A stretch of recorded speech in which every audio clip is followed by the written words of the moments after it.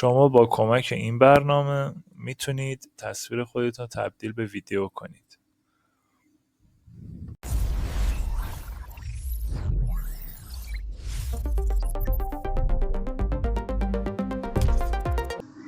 خب بریم سراغ آموزش. برای این کار کافیه که هیجن رو سرچ کنید. خب میایم پایین، این سایت اصلیش رو باز میکنیم. خب اینجا باید برای اینکه ازش استفاده کنیم لاگین کنیم، پس تو سایتش ثبت نام میکنیم. خب تو این بخش ایمیل میخواد که اگه جیمیل داشته با اینم میتونید، ولی خب ما حالا اگه نخواستید از ایمیل خودتون استفاده کنید کافیه سرچ کنید فیک میل، همون اولیه رو انتخاب میکنیم.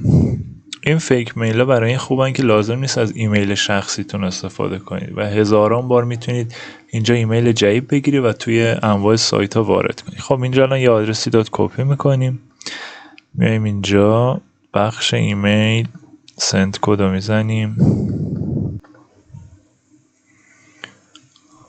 خب یه کدی برای ایمیلتون میفرسته که دوباره میاید اینجا. الان این بخش یه دونه کد برای ما میاد، نگاه کنید، کافیه که روش بزنید، ایمیل رو باز کنید و این کد رو کپی کنیم. خب میایم اینجا کد رو وارد میکنیم، وریفای. خب انجام یه پسورد، حتما باید پسوردتون یه دونه کرکتر خاص و یه حروف بزرگ داشته باشه. من اینجا وارد میکنم. خب این تیک هم میزنیم و کریت اکانت رو میزنیم. خب الان اینجا میگه که ثبت ناممون کامل شد و خب اینجا میایم فری انتخاب میکنیم، پلن فری. حالا اینجا یه سری سوالا میپرسه که فرقی نداره، رو هر کدوم بزنید اوکیه. خب این 3 مرحله رو که رد کنید وارد این بخش میشه. این بخش کافیه که این گزینه رو انتخاب کنید، کریت ویدیو رو بزنید.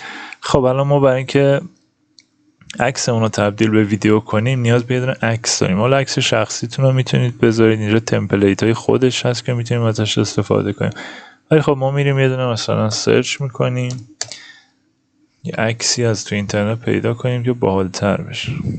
مثلا فکر کنم این اگه لود بشه که فکر نکنم. خب این چی؟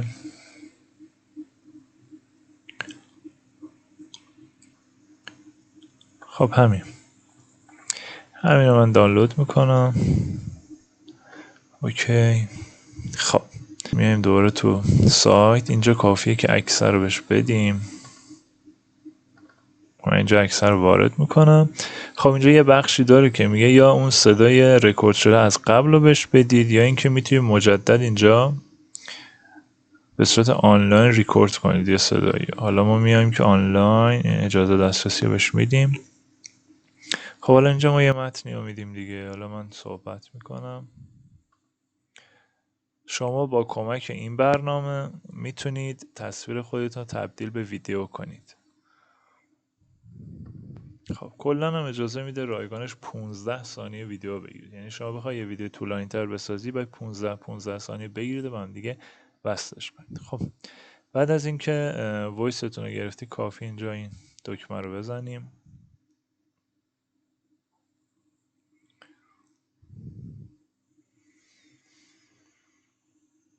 خب صدای ما هم اضافه شد. حالا اینجا فقط پلن رایگانش با کیفیت 720 بهمون اجازه خروجی گرفتن میده. کافیه روی جنریت ویدیو کلیک کنیم و اینجا شروع میکنه ویدیو رو برای ما ساختن.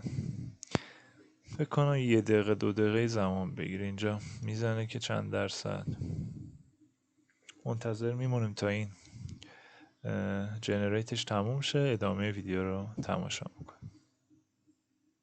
خب رفقا ویدیومون جنریت شد، میریم ببینیم که چی شد.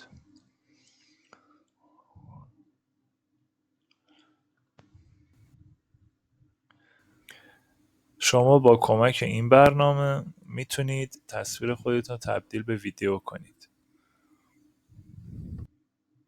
همونطور که ملاحظه کردید به همین قشنگی میتونه تصویر شما رو تبدیل به ویدیو کنه. اگه شما نمیخواید جلو دوربین بیاید یا به هر دلیلی دوست ندارید ویدیو بگیرید، دوربین با کیفیتی نداره، کافی که یک عکس با کیفیت از خودتون بگیرید و وایس خودتون رو بذارید رو ویدیو. به همین قشنگی عکس شما رو تبدیل ویدیو میکنه با وایس و صدای خودتون. امیدوارم که براتون مفید بوده باشه. اگه دوست داشتین از این دست ویدیو بازم بسازم ممنون میشم. کانال منو سابسکرایب کنید و این ویدیو رو لایک کنید.